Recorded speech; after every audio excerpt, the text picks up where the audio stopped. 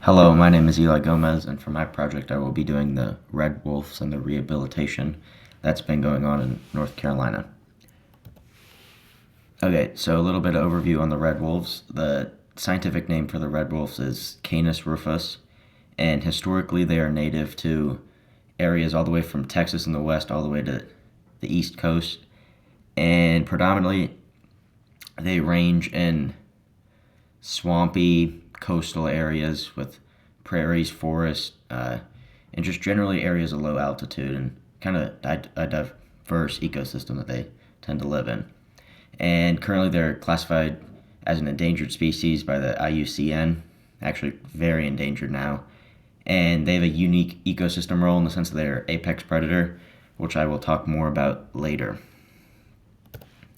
Okay, so why does the red wolf matter? The red wolf is an apex predator, which is very important in nature because the apex predator eats everything else, or not everything else, but a lot of other stuff.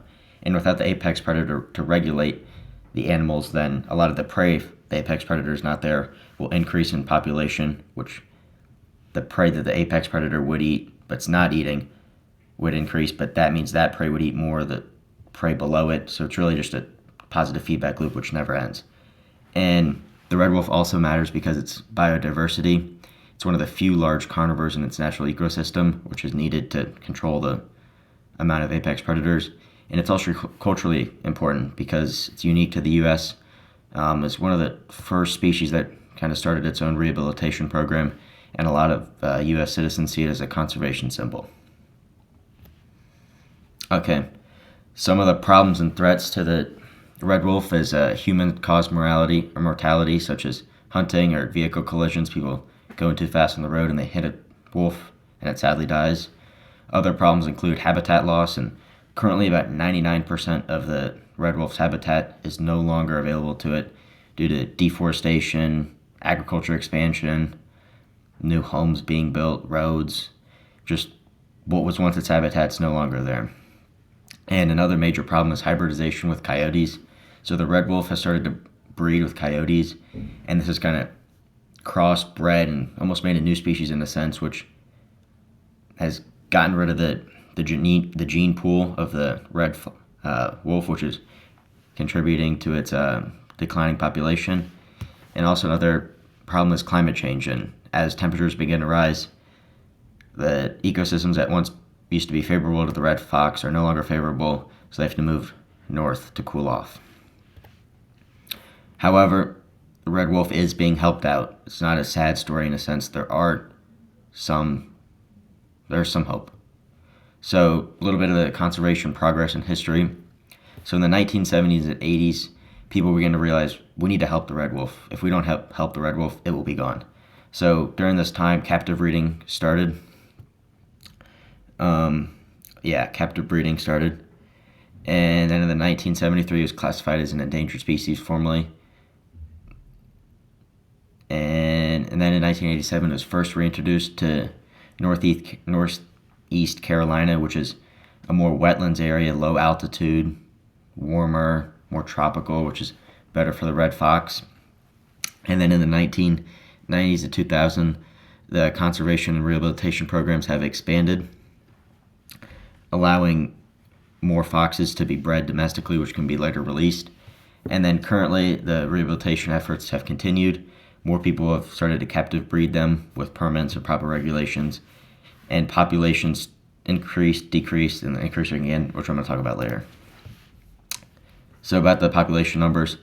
In 2000s, actually, the population of red foxes was doing really well. It was about a couple hundred. And then there's weak legislation passed by the U.S. Forestry and Wildlife. And this weak legislation was kind of just like a gray area between what people could and couldn't do. And a lot of people were hunting these red wolves, which really kills their population pretty quick. People took stance to this and started to make a change. And as of August of 2025, the most data I could find, there's about an estimated 28 to 31 wild red foxes. There's about 280 in captivity, and they plan on releasing about 8 a year. So hopefully populations will continue to rise as the wild animals just breed with themselves and the captive animals are slowly released. Okay, so some of the conservation actions that should be taken. to continue to increase the population of the red wolves. We'll be monitoring population numbers to see if they go down at all. If they go down at all, then maybe there's something else scientists need to do. Also, continue to prevent human threats like cars and deforestation, because that was the main driver of why they're endangered in the first place. So if you could stop those, you could probably almost certainly raise the population. Also, to continue captive breeding and release, which will increase the population by allowing more red wolves, to be released in the Northeast Carolina area. Also, proper habitat management to prevent deforestation, to allow the released red wolves to have a place to go once they are released, so they can breed and thrive and become the apex predator they are. And also control of hybridization. You can sterilize coyotes so they don't breed with the red wolves to prevent hybridization. So what is a community engagement we could do to not just raise awareness for the red foxes, but actually make a difference? Is if someone sees a red fox injured, they should report it to the wildlife so they can have it for numbers and learn from the mistake, whether it be a car that hit it, to maybe have roads go a different way. Also, for individuals to support captive breeding programs in Carolina and to continue to fund these efforts, because without them, the red wolves would go extinct. And also to drive carefully in wooded areas, because cars are a major killer of these red wolves. They're not the smartest. They tend to run out in front of cars.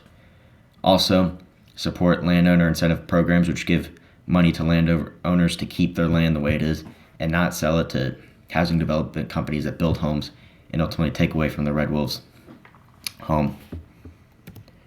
All right, so the reflection, I learned that the red wolves, it kind of illustrates a mix between veterinary care, how we care for these animals when they're captive and in the wild, while not doing too much that they're not a wild animal.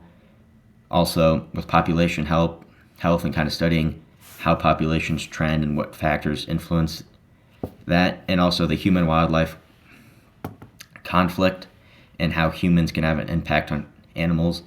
And lastly, just conservation efforts and how each person can have an effect on the red wolves. Thank you.